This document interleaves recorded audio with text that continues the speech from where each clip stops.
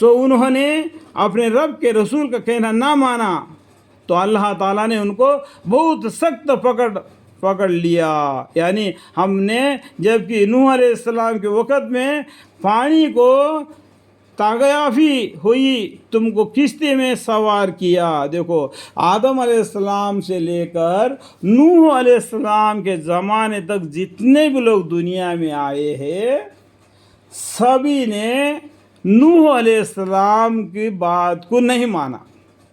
نوح علیہ السلام نے ایک اللہ کے طرف بلا لیا تو ان لوگوں نے نوح علیہ السلام کی بات کو مت سنو بول کے کانوں میں انگلیاں دے لیے. کیا کیا باتیں کہی نوح علیہ السلام کو، ان کو اتنا درد پہنچا دیا. انہوں نے بد دعا مانگی اللہ سے ان قوم کے لیے.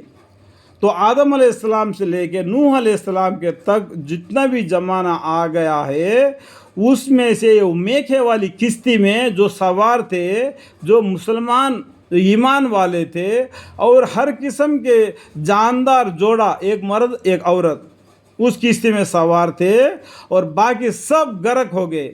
اس کے لیے اللہ تعالیٰ نے زمین سے پانی ابھا دیا اور آسمان سے پانی برسا دیا. یہ دونوں کام اس کام کرنے کے لیے پورا ہو گیا. یہ اللہ کو بڑا آسان ہے. زمین سے پانی اگا دیا، ابلنا شروع ہو گیا. آسمان سے بارش، ایسا موسلادھار بارش گرا جس سے ایک دم پورا سیلاب آ گیا. سبھی آدمی اس میں ڈوب کر مر کر رہ گئے. یہ میکھے والے کشتی نوح علیہ السلام کے ساتھ جو سوار تھے ان سے یہ دنیا آگے پھیلی. پھر بھی دو لوگ دیکھو کتنے نافرمان ہیں. تو کہنے سننے سے آتا ہے 4000 سے بھی زیادہ قومیں الگ الگ ہے، وہ الگ الگ معبودوں کو عبادت کرتے ہیں. تو نوح علیہ السلام نے بد دعا مانگنے سے بھی کیا رہ گیا، دنیا ویسی کہ ویسی ہی رہ گئی. اللہ تعالیٰ قیامت کے دن ان کا فیصلہ عملی کر دے گا جس طریقے سے وہ دنیا میں اپنا عمل کر رہے تھے. لیکن ہمارے پیغمبر صلی اللہ علیہ وسلم کو اتنا ایذا، اتنا تکلیفیں دیے. جتنے پیغمبر 1,24,000 پیغمبر آئے ان سے بھی بڑھ کر زیادہ ہمارے محمد مصطفیٰ صلی اللہ علیہ وسلم کو یہ کافر لوگوں نے تنگ کیا. لیکن کبھی بھی انہوں نے اپنے زبان سے بد دعا نہیں مانگی. انہوں نے یہی بولا میں رحمت کر کے آ گیا دنیا میں رحمت پھیلانے کے لیے دنیا میں آیا، میں ان کو عذاب منگانے والا نہیں آیا. اس لیے رحم کرنے پر ہی ہمارے پیغمبر صلی اللہ علیہ وسلم رحم ہی تھے، کبھی بد دعا نہیں مانگے. تیگانی ہوئی یعنی اس طریقے سے پانی مل گئی تو کشتی میں سوار کیا اور باقیوں کو غرق کر دیا تاکہ ہم اس معاملہ کو تمہارے لیے یادگار اور عبرت بنائی اور یاد رکھنے والے کان اس کو یاد رکھے. دیکھو کان کے بارے میں یہ بھی ذکر ہے. اللہ تعالیٰ سب سے پہلا انسان کا جسم میں کان کے بارے میں بتا دیتے ہیں. تو یہ نوح علیہ السلام کا قصہ ہم لوگوں کو قرآن کے ذریعہ اس لیے بتلائے گا تاکہ تم عبرت حاصل کرو. ایسا اللہ کی نافرمانی کرنے والوں کو اللہ کس طریقے سے عذاب میں مبتلا کر دیتا ہے تو اس میں طریقے سے مت ہو جاؤ. اس لیے یہ اللہ تعالیٰ نے ہم کو قصص کہانیاں بنا کے قرآن کے ذریعے ہم کو بتلا دیتے ہیں. اس لیے پورا قرآن پڑھنا ایک اور قل هو اللہ سورہ پڑھنا ایک. قل هو اللہ اللہ الصمد لم یلد ولم یولد ولم یکن لہ کفوا احد. اس میں صرف اللہ ہی کی ذکر ہے. اس لیے قل هو اللہ سورہ ایک مرتبہ پڑھنا یا 3 مرتبہ پڑھنا تہائی قرآن یا پورا قرآن پڑھنے کا ثواب ہے. کیونکہ اس میں قرآن میں باقی میں بہت سے قصے ہیں، کہانیاں ہیں، لیکن قل هو اللہ سورہ میں بالکل اللہ کی صفت ہے. ٹھیک ہے. پھر جب سور میں ایک بار کی پھونک ماری جائے گی جب قیامت کے دن، پھر سور میں ایک بار کی پھونک ماری جائے گی مرد نف کا اولا ہے. پہلے مرتبہ سور میں پھور ماری جائے گی تو پورا دنیا فنا ہو جائے گی. کل من علیہا فان ویبقی وجہ ربک ذو الجلال والاکرام. پورا ختم ہو جائیں گی. پھر اس کے بعد میں حدیث مبارک میں آتا ہے 7 دن یا 40 دن ایسا موسلادھار بارش گرے گا زمین تحت سرا تک بھگ جائے گا.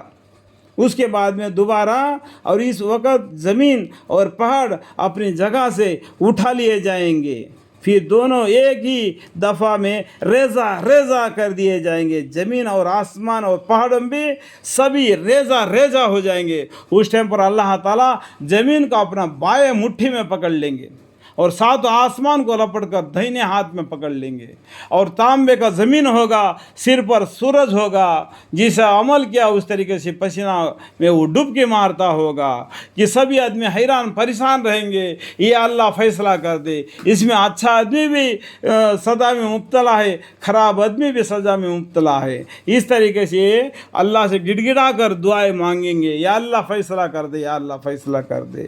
اس ٹائم پر شفاعت کرنے والے کون ہیں؟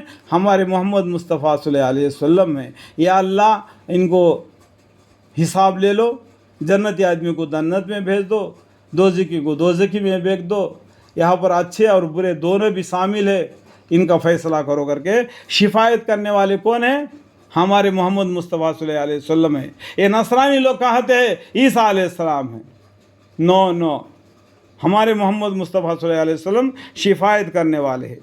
تو اس روز ہونے والی چیز ہو پڑے گی، اس روز کیا ہو گیا؟